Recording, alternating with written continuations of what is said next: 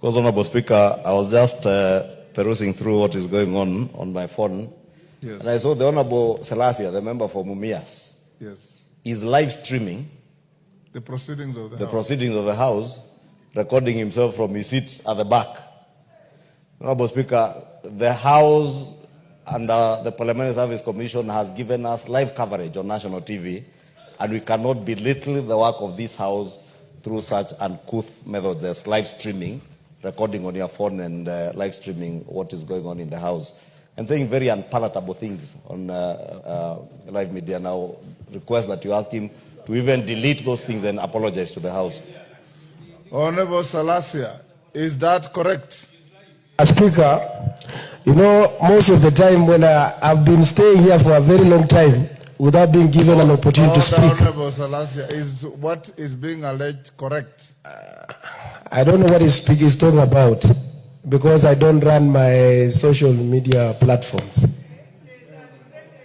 So, Speaker, I've been carrying out my hand. Honorable Salasya, the issue is, are you live streaming the proceedings and making unpalatable comments along the way? Speaker, I don't know what Mheshimiwa Chunga is talking about. What I just wanted, I also have my own contribution. Honorable Salasya, be honorable, my dear young man. If you are not honorable, it's very easy for Parliament to ask for the logs on your phone and see what you are doing. If you say it is true, then the Speaker will take some other remedial action. If you don't, it's a matter that can find your way to the Powers and Privileges Committee with unintended consequences. Why are you doing so? Maybe, Speaker, maybe I'll have to confirm with what he's talking about. Honorable Salasya, you know dishonesty is not a virtue. Speaker, I don't know what he's saying. Maybe I go and confirm what he's talking about, but I had also just raised my hand so that I can speak what I feel that I should speak. Honorable Salasya, I believe when you are in the chamber, you are listening and following proceedings. Take your seat. You are listening and following proceedings. And what we are discussing this afternoon is a very serious matter. The independence of this House is an issue. The leadership of this House is an issue. And every member who has spoken here, you've listened, your seniors, your peers, have been very focused. Even members who have sat for a long time, you complain that you've been raising your hand. There are many, Lotte here has been sitting here since. We have Ferdinand Wanyonyi here, Amze, has been sitting here since. The issue is, were you streaming the proceedings live and making comments along the way? Comments that your colleagues are saying are unpalatable. And that is the issue that has been raised by the member for Kikuyu. Speaker, you've even forgotten to switch off your phone. It's still streaming, I'm told. Yeah. So I don't know, maybe Honorable Chunga can say maybe what I've said. Honorable Salasya, what I'll do is I'll instruct the clerk to get the logs on your phone. And if I find that what is being alleged is correct, then I'll invite a member to file a complaint and refer to the Powers and Privileges Committee for appropriate action. You can also be named.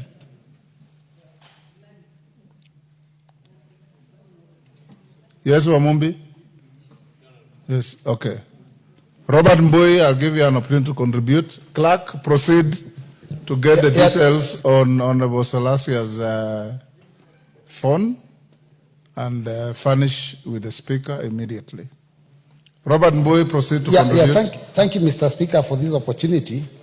Mr. Speaker, first I find this debate a little misplaced because I don't know whether as a House we are supposed to be discussing court rulings And, because I thought that generally what we do with court rulings is implement them. But we have spent the whole afternoon discussing this issue of the court ruling, whether the judges were right or they are wrong. Robert Mbui, if you listen Speaker, to the beginning, don't take us back.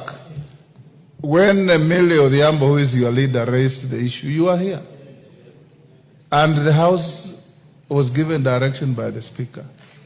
So I expect your contribution to tell the House which way you want us to go. But to go back and say for the last 3 hours we have been exercising in futility, you are taking a wrong trajectory. I know you are senior and a leader should have given you an opportunity at the beginning, but you also started off by very unorthodox conduct. Mr. Speaker, I was only trying to claim my position as the deputy leader of the majority based on the ruling that we read of the court. But Mr. Speaker, the issue of majority, which is what we are discussing, is not an issue, in my opinion, that's supposed to be decided either by the Speaker or even this House.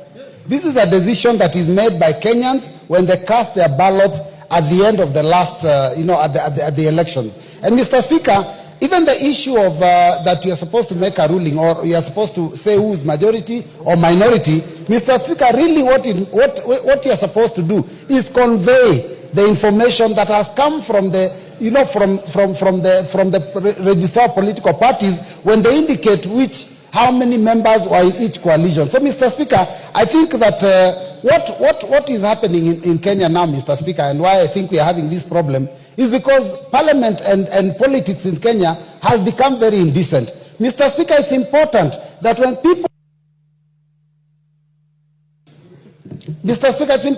people are elected in a certain coalition, they spend their 5 years in that coalition. And Mr. Speaker, if anyone feels that they do not want to belong to that coalition, the law is also very clear that you can go and seek a fresh mandate. But you know what we have been doing here, Mr. Speaker, is that people are elected in one party in the middle of the term, they jump ship and go to another party. Our leader, Raila Amolo Odinga, was in a party and he was dissatisfied. He left, went for a by-election, was re-elected, was brought back to the House. This business of people just crossing, I think, Mr. Speaker, is a problem, and that is why we are here today. Otherwise, I want us to respect the court ruling. Majority is the Azimio, and the minority can take up their position on the other side. Thank you, Mr. Speaker. Thank you, Robert Mbui. Ferdinand Wanyonyi. The Speaker, thank you very much for the chance. I think I've sat here and I've listened to contribution to everybody. I think I should retreat to go to look at this, Mr. Speaker. I think the best thing is look at the coalition we had before election and after election. See which coalition has which numbers. And that if you have got a number, you don't be able to know who the members are. And given that, you can be able to, because as I see, we are late. Order, Women Rep Migori. Yeah. So yes. Order. Yes, go on, Ferdinand. So what I was saying is that the Speaker, as you retreat, I think we need to look at the coalition. If it's Azimio, how many people are there? Because people have moved out, the others have come in. See how many, Kenya Kwanza, how many people are there to be able to know who the majority is. It's as simple as that, so I can be able to move forward. I raise my case. Thank you, Kimani. Thank you very much, Mr. Speaker. On the issue of whether the Speaker is supposed to belong to any particular political party, the law is very clear on every appointed and elective position that this country holds. And I've looked and there is nowhere that has a requirement. Where the law has required that a particular person belong or not to belong to a political party, the law has expressly said so.